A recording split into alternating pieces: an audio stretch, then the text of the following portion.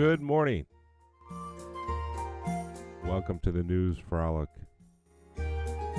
We know you're busy and respect your valuable time. So this is your daily dose of 5-minute news with Jay Thomas. Take it away, Jay.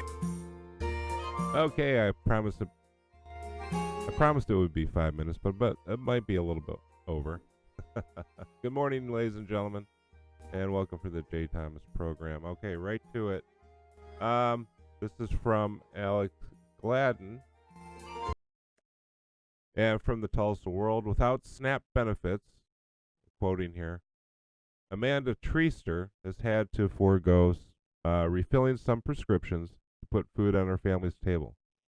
Treaster is one of the almost 700,000 Oklahomans who are on SNAP food stamps, many struggling to find the food since the Democrats shut down the federal government. There's been a lot of juggling, says Treaster, being very creative with meals. I think everybody should be. At no snacks. I'm not going to go there right now.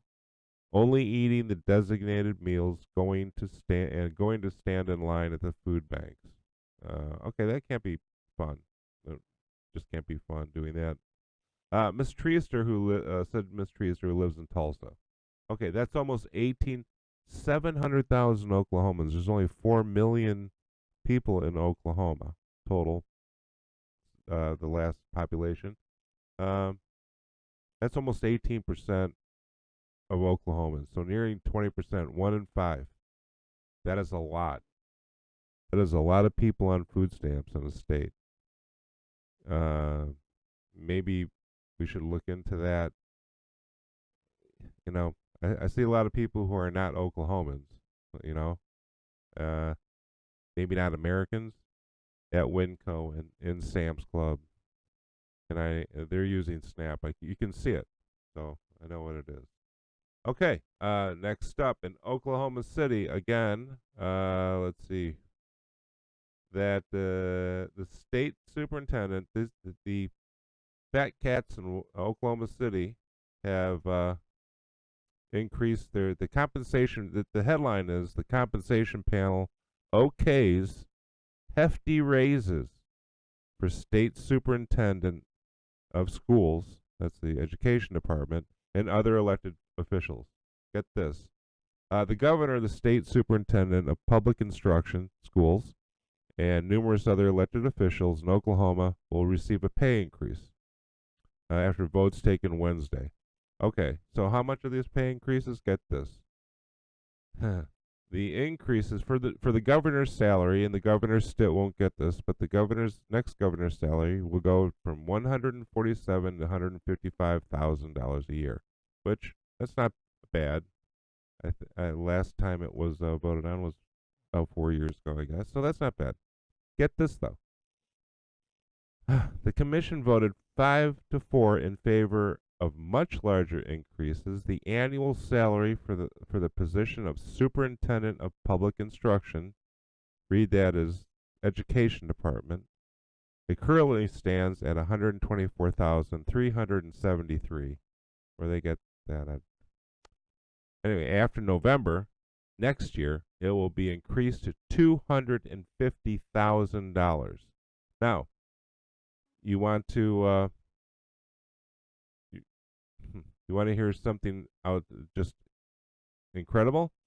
The salary for the public school, Tulsa Public School superintendent, last superintendent, Deborah Gist, who was terrible, by the way, she earned $280,000, $280,231. The new superintendent, Dr. Ebony Johnson, they haven't released her salary yet, but you know it's going to be at least that. Do you think Deborah and Ebony, you think those two women deserve $280,000? I think they're doing that good of a job. That was just a rhetorical question, by the way. Up next, also in Tulsa, back to Tulsa here. Mayor for Life, Papa Doc Nichols, has held the first, in a long time, State of the City address open to the public. I didn't know they were closed. I didn't know you had to pay for them before, but they are now open, and uh, Mayor Papadoc, hold on here.